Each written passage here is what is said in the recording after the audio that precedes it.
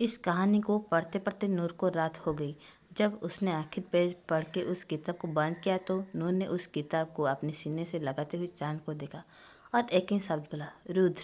ये बोल उसके आंखों में आंसू आ गई। उसने खुद से ही कहा, आज तक मैंने कितनी सारी कहानियां पढ़ी है, लेकिन ऐसा पहले कभी नहीं हुआ। रुद्र का दर्द मुझे क्यों महसूस हो रहा था।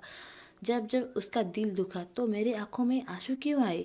आज से पहले तो किसी भी कहानी चाहे कितनी ही इमोशनल क्यों ना हो, लेकिन फिर भी मेरी आंखों में आंसू नहीं आए। फिर इस कहानी में ऐसा क्या है कि इस रुद्र का दर्द मुझे महसूस हो रहा है। ये बोल के वो किसी गहरी सोच में पड़ गई। उसे उस नोवेल को बार बार पढ़ने का मन हो रहा था। ऐसा लग रहा था उसे नोवेल से प्यार हो गया हो, खास करके रुद्र नाम के कैरेक्टर से। उसने खुद से कहा, नूर तेरा प्यार भी ना अजीब है। यदि किसी को पता चला कि मैं किसी से प्यार करता हूँ तो वो लोग सच में मुझे पागल नहीं समझेगी। ये बोल के वो खुद के सर पर टपली मारते हुए सो गई।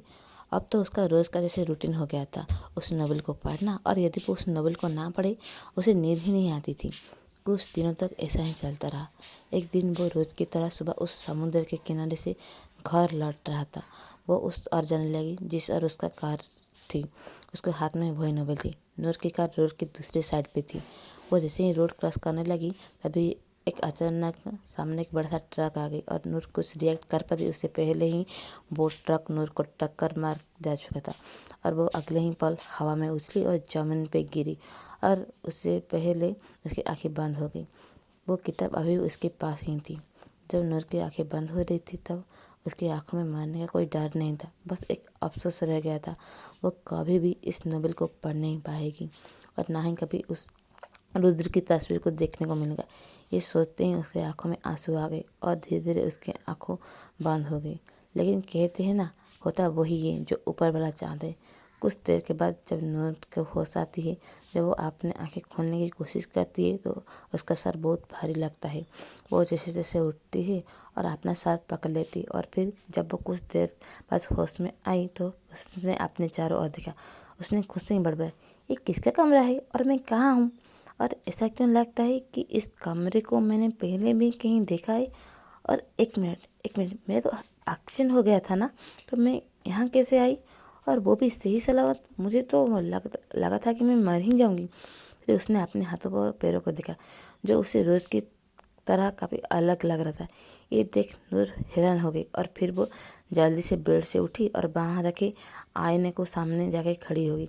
लेकिन जब उसने अपने चेहरा को देखा तो उसका मुंह खुला का खुला ही रह गया।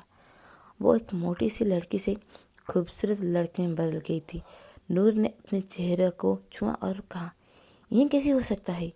ये तो मेरा चेहरा उस नोबेल वाली दिया से कैसे मिल रहा है?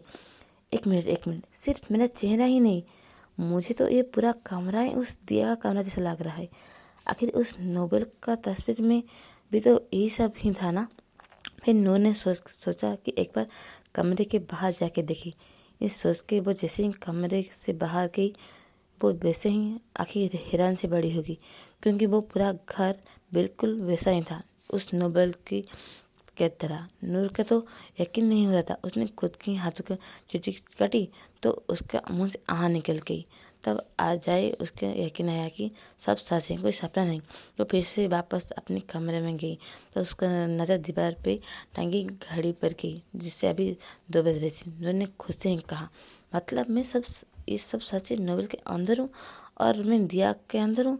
वो ये बहुत ही ज़्यादा खुश हो गई और खुद से कूदने लगी। वो बस यही सोच रही थी कि वो अब रियल लाइफ में रुद्र के साथ रहेगा और वो भी उसका मांगेतर बनेगा। उसे कोई दुख नहीं था कि वो अपने रियल फैमिली से नहीं मिल पाएगी, कि उन लोगों ने कोई फ़र्क नहीं पड़ता कि वो रहे या ना रहे। फिर वो अब क्यों उन लोगों की फिक्र करे, खासकर तब जब उसके पास उसका प्रिंस हो। वो खुश हो रही थी कि तब उसे याद आया कि कल रात जब रुद्र ने उसे रुद्र से कैसे बदतमीज से बात कर रहा, वो सिर्फ उसे गुड नाइट बोलने ही आया था। ये याद आते ही उसे दिया पे काफ़ी ज़्यादा गुस्सा आया जो इस शरीर का मालिक था।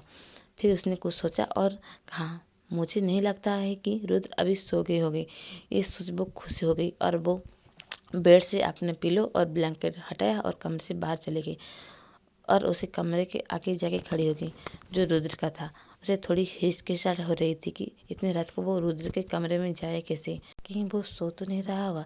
कि तभी उसे उसके कंधे पे किसी का हाथ महसूस हुआ और ये देख वो एक पल के लिए डर गई, लेकिन फिर एक प्यारी सी आवाज़ आई, दिया तुम इतनी रात को यहाँ क्या कर रही हो? आगे जानने के लिए सुनते रहे angel with secret vampire online mine channel.